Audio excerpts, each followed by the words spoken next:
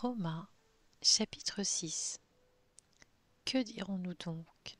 Allons-nous persister dans le péché afin que la grâce se multiplie? Certainement pas. Nous qui sommes morts pour le péché, comment pourrions-nous encore vivre dans le péché? Ignorez-vous que nous tous, qui avons été baptisés en Jésus-Christ, c'est en sa mort que nous avons été baptisés? Par le baptême en sa mort, nous avons donc été ensevelis avec lui, afin que comme Christ est ressuscité par la gloire du Père, de même, nous aussi, nous menions une vie nouvelle. En effet, si nous avons été unis à lui par une mort semblable à la sienne, nous le serons aussi par une résurrection semblable à la sienne.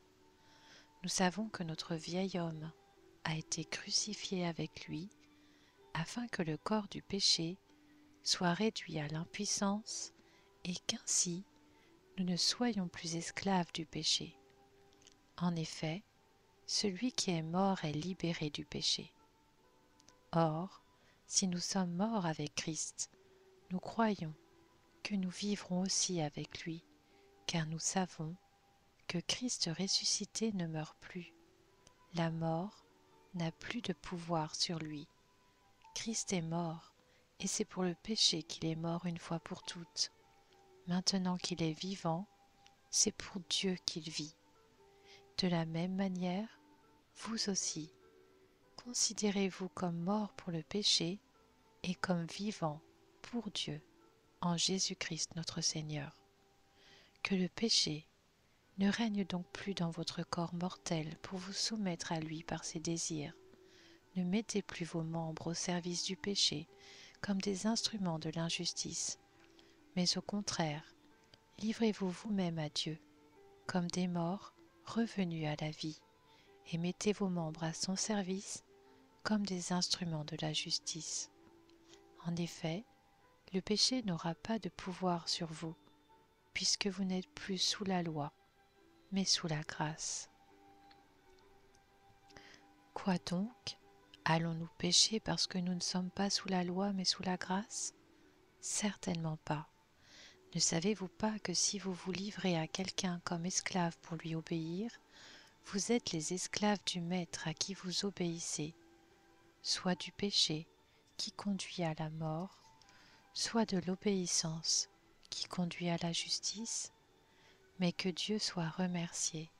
Alors que vous étiez esclaves du péché, vous avez obéi de tout cœur au modèle d'enseignement auquel vous avez été confiés.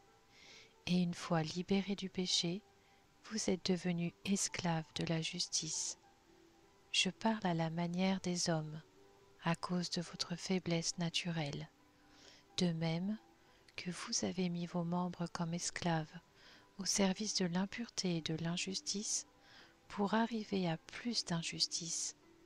De même maintenant, mettez vos membres comme esclaves au service de la justice pour progresser dans la sainteté. En effet, lorsque vous étiez esclaves du péché, vous étiez libres par rapport à la justice. Quels fruits portiez-vous alors? Des fruits dont vous avez honte aujourd'hui, car leur fin, c'est la mort. Mais maintenant que vous avez été libérés du péché et que vous êtes devenus esclaves de Dieu, vous avez pour fruit la progression dans la sainteté et pour fin la vie éternelle. En effet, le salaire du péché, c'est la mort, mais le don gratuit de Dieu, c'est la vie éternelle en Jésus-Christ, notre Seigneur.